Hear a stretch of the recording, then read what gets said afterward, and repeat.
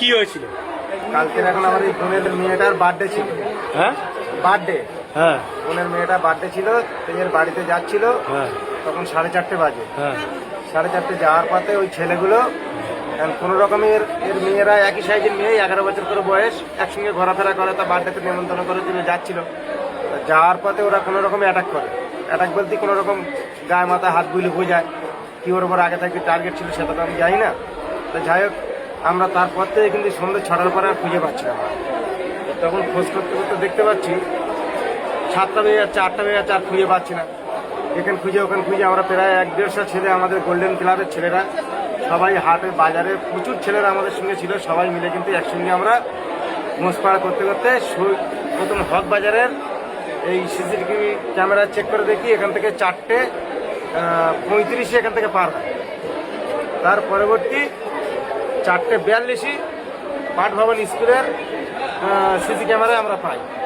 আচ্ছা, যখন পাওয়া গেল তখন কিন্তু দেখতে পাচ্ছি গুলি বলে ওই ছেলেটা এখন লাল গেঞ্জি গাছ আছে, ক্যাপ টুপি পরে আছে, ও কিন্তু ওর সঙ্গে কথা বলতে বলতে আসছে। কথা বলতে বলতে আসতে আসতে আবার আর একটা ছেলে রাজু বলে একজন আছে, তার কাছে ফটাং করে চলে গেল। আমরা কিন্তু তখন আমাদের সন্দেহ হচ্ছে, কোনো রকম ক্যাপ টুপি পরে আছে, আমরা কিন্তু আর বুঝতে পারছি না কে ছেলেটা। কিন্তু এই রাজু হাফ প্যান্ট পরেছিল, ওকে বুঝতে পেরেছি আমরা। বুঝতে পেরে এমন সময় ধবধবি তোমার ডাক্তারনা মোড় থেকে চলে যাই আমরা বালি সিমেন্ট যে ব্যবসা করে নির্মলের বাড়িতে। নির্মলের বাড়িতে গিয়ে নির্মলকে জিজ্ঞেস করলাম, দাদা এই ছেলেটা তো চেনা লাগে, এই ছেলেটা কি চেনো? বলছে হ্যাঁ, ও তো রাজু। তাই বলছি ওই ছেলেটা কি যোগাযোগ করা যাবে? তখন রাত 3:30 বাজে, তখন আমরা যাই ওই ধবধবি ডাক্তারনা মোড়ে। নির্মল এখন ওর সঙ্গে আমাদের যোগাযোগ করে দিলে রাজুর সঙ্গে কথা বললাম। রাজু বললে হ্যাঁ, ও তো গুলি, তাঁতিপাড়ায় বাড়ি, ও পাতে এসে আমার সঙ্গে কথা বলে। এবার আমরা মেয়েটার সঙ্গে অনেকক্ষণ ধরে কথা বলে যাচ্ছে, হেঁটে যাচ্ছে, পরিষ্কার ফুটেজ আছে।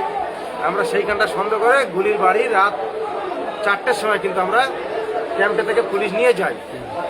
যাওয়ার পরে গুলির বউকে জিজ্ঞেস করলাম, মাকে জিজ্ঞেস করলাম, বললে ঘরে নেই। এবার আমরা অনেক একসঙ্গে মতো ছেড়ে গেছি, ঘরে নেই, আশপাশে চারদিকে খুঁজছি। তার ফুটকারের আওয়াজ হওয়ার পরে আমরা কিন্তু ঘরে পুলিশ জোর করে ঢুকেছি। ওই জায়গাটা পুলিশ প্রচুর হেল্প করেছে। জোর করে ঢোকার পরে দেখছে ঘরের এক কোণে চুপচাপ বসে আছে। আর ওই জায়গাতে আমরা আনলাম, সবাই টেনে হেঁড়ে আনার পরে পুলিশ আমার গাড়ি আছে, পিছনে আছে, আর আমার মাঝখানে আছে।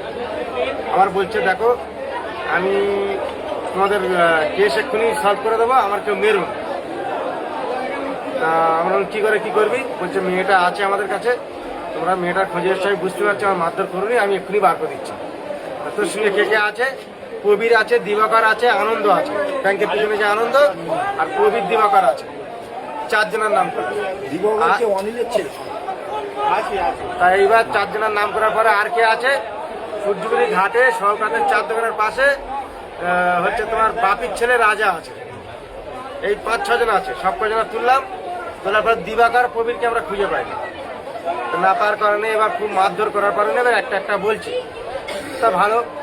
এখন আগের একটা কথা গুলিয়ে গেছে, যেহেতু ওর বউ যখন বলেছে নেই, পুলিশ কিন্তু টেনে নিয়ে বার করে, তারপর ওর বউ আমরা কি উল্টো পাল্টা একটু বলে এসছি।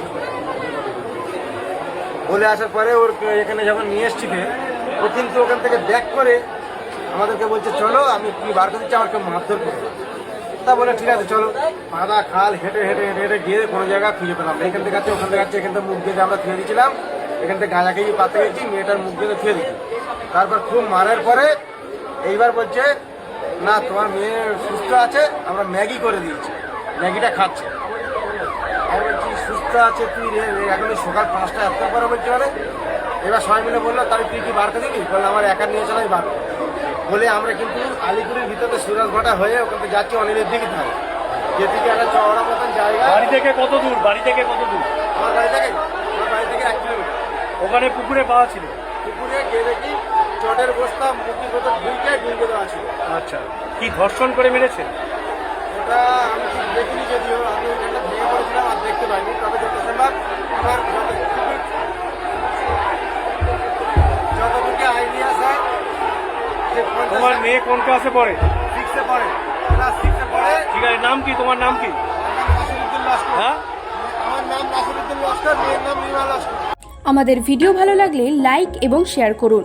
কমেন্ট সেকশনে গিয়ে জানান আপনাদের মতামত। আরও ভিডিও পেতে আমাদের চ্যানেল সাবস্ক্রাইব করুন এবং প্রতি মুহূর্তে খবরের আপডেট পেতে প্রেস করুন বেল আইকন।